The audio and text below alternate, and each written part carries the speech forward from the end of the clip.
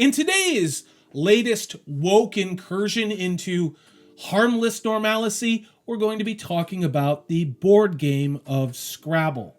The title of the Bounding into Comics article is Competitive Scrabble Players Accuse Mattel of Virtue Signaling After Company Bans 400 Offensive Terms from the Officially Acceptable Word List. I don't know about you, but whenever I see a transnational company deciding to delete certain things or trying to wokeify it, it actually makes me want to go out and buy whatever the previous generation of that guide or game or video or whatever it was is, just to tell them to go F themselves. So according to Mattel, our woke betters they're deleting a variety of derogatory slurs used against a wide range of demographically different people. Now, quoting the Bounding into Comics article, the complete list of banned words has yet to be publicly released by Mattel. But again, what they perceive to be slurs along ethnic or other lines have been removed.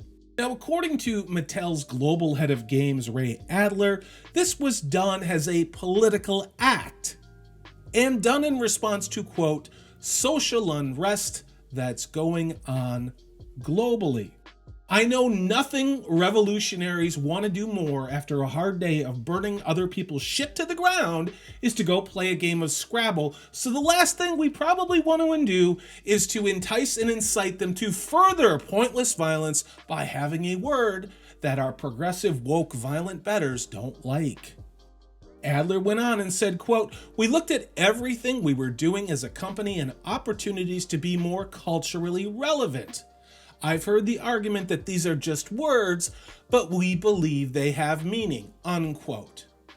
So if that wasn't creepy enough, Mattel's goal was not altruistic. As Adler further noted, he said, quote, the reason they did this was to get the next generation of Scrabble fans, unquote, engaged. What's really fascinating about that is that the World English Language Scrabble Players Association, this is a thing with an acronym, the organization responsible for, quote, providing an official structure for the international Scrabble community, unquote, have resigned in protest over the company's new ban.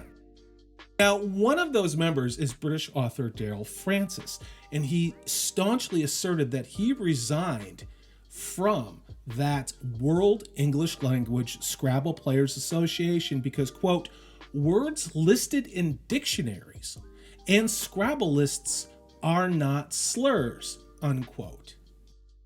Francis went on, they only become slurs when used with a derogatory purpose or intent, or used with a particular tone and in a particular context, unquote. Oh my God, you mean that an individual would have to be responsible for their actions, and in using that word as an individual for it to be a slur? What a novel concept. You know, one thing that we're seeing throughout all of this, and I think it's becoming undeniable, is that individual accountability and individual choice for what you can do, you can say, and the context for it is entirely being taken away, isn't it? What's worse is that those people who actually are, say, doing things that are not very kind or say are destructive, regardless of what their motivations are, no matter how much in their deluded heads it seems just fine to them, that in no way are they even remotely held to any type of standard as people who play Scrabble. Think about that. Like Mattel said, this was entirely a political statement and a political move.